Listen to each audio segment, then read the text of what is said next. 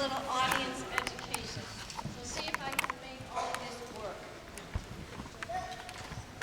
This is the first audience education. It takes children a long time to get from the pianos, come around, and bow. And it's not fun to bow if everyone's already finished clapping.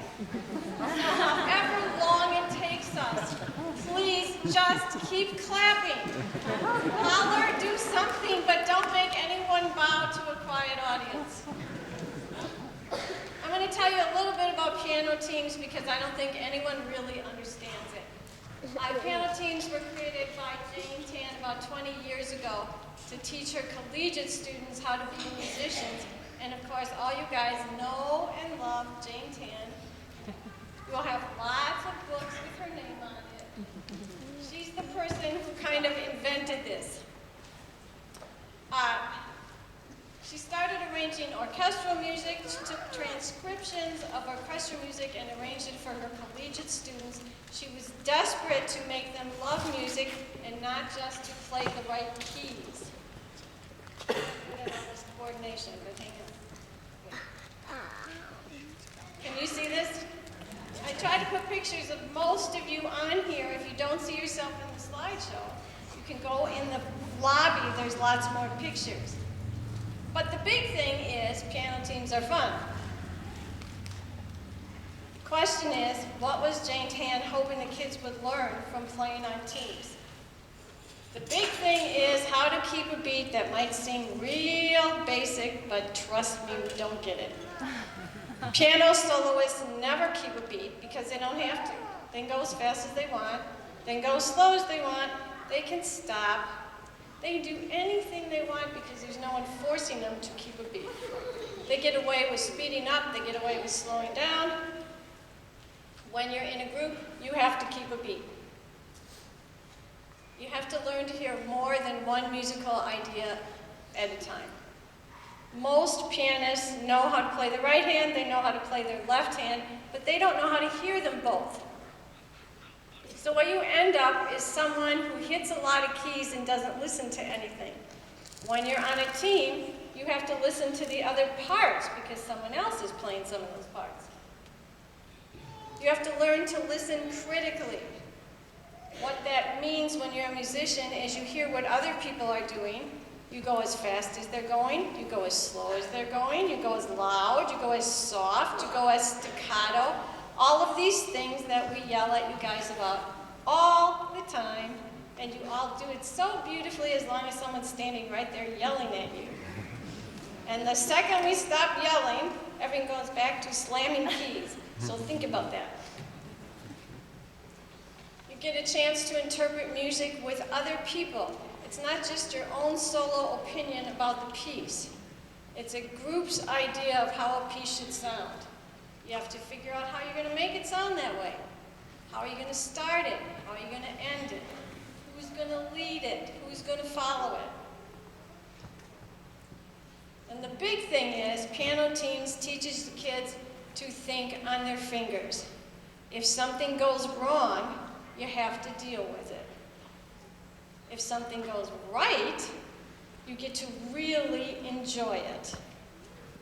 But you have to figure out how to make things work.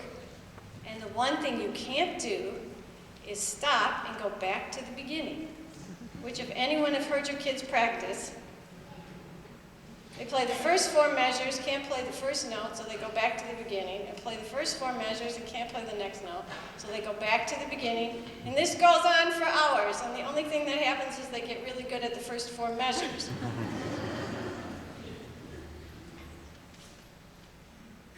Little education about piano teams. This is how the pianos are set up. They're numbered 1, 2, 3, 4, 5. This diagram is a little different than the way our pianos are set up today because our piano 5 is a 9-foot grand, and it's so long that we had to kind of turn everything and angle it back that way. If you happen to know what piano number your kid is playing, 1, 3, and 5 are on this side, 2 and 4 are over there. Lots of times pianos 1 and 2 play together. If this was an orchestra, they would be the string section, most likely. 3 and 4 often play together. 3 and 4 in an orchestra are more like your brass section. So when the music is arranged, the person arranging the music is thinking instrumentally, not like a pianist. And piano 5, lowly piano 5 in the back, that everyone thinks is where you put the kid who doesn't know how to play, or the kid who's too scared to play, or the child who didn't want to come, which is not true at all. Piano 5 is the whole percussion section. And if you think about percussion sections, they're not just drums, there's xylophones. They have melody lines. Piano 5 is a killer part, and one of the hard parts about piano 5 is that it doesn't have as good of a view of everyone else. So he has to kind of rely on people's shoulders, head bobbings to see where he's at. In a lot of these pieces, you get combinations going on within the piece. So you got 1 and 2 playing against 3, 4, and 5, or a million other combinations. But it allows for lots of arrangements, and that's why, if anyone bothers to do it, you should see children looking at each other's faces, looking at each other's shoulders, looking at each other's hands. You should. They shouldn't be all staring at their own hands, but one never knows. Originally, piano teams was exclusively for collegiate students. It was all transcriptions of orchestral scores, which means it was pretty hard. As younger students started to join and play piano teams, Jane Stanton started to arrange patriotic songs, folk songs, stuff that she wrote on her own for younger teams. We've run into some problems where we don't have enough literature yet because piano teams isn't real widespread yet. So sometimes we have to write our own. And sometimes one of the teams today arranged their own piece. As an evolving system, piano teams has problems, and the scheduling is the worst of it, and you already know that. That's the end of that. Sometimes we have 3 kids to play. It's not enough for a 5-piano team. And sometimes we have 7, and that's too many. A lot of times when we don't have enough kids, teachers join, parents join. Sometimes older kids team up with younger kids to get a group of 5, and sometimes we just figure out how to put one kid on a bench so that you can have more kids playing than 5. Next big problem, there's never a place large enough to accommodate the audience, but finally we got one, thanks to Carroll College.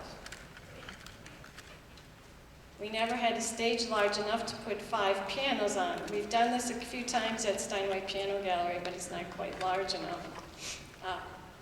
We finally have a stage large enough to hold the pianos, thanks to Carroll. I'm supposed to call it university, sorry. And then try to find 5 pianos in one place. I mean, they're usually not sitting around. We got tons of cooperation from Shanti Daya, who is the piano instructor here at Carroll University. She allowed us to move pianos from all over this university and all over the music department to this stage today. If she hadn't helped, it would have never happened.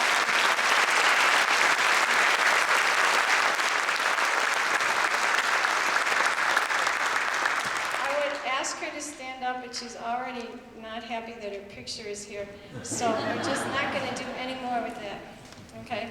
How do we afford moving the pianos and tuning them, etc.? Well, you each paid $25. Thank you. That helps. The Wisconsin Well-Prepared Pianist Organization is kicking in quite a bit of money to help cover the costs. And now I thought you might like to know how these pianos got to the stage. So first, Shanti and her students got to work and started pushing them out of the piano studios in the basement. Then, I don't know if you know how this works, but they're turned on their sides, They actually take, it's a little hard to see, but that guy has like a sledgehammer. Use a sledgehammer to knock the legs off. You take the pedals off, and you put a big old cover on it.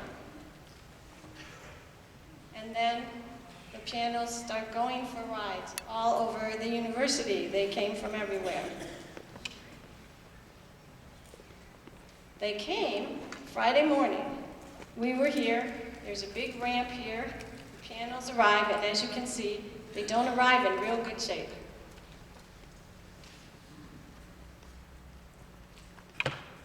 This is what it looked like before they were here. Here's our piano tuner, Chris Klein.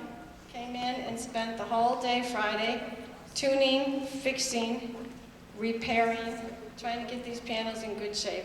Because you really don't want one piano that's not tuned to the same key as another one.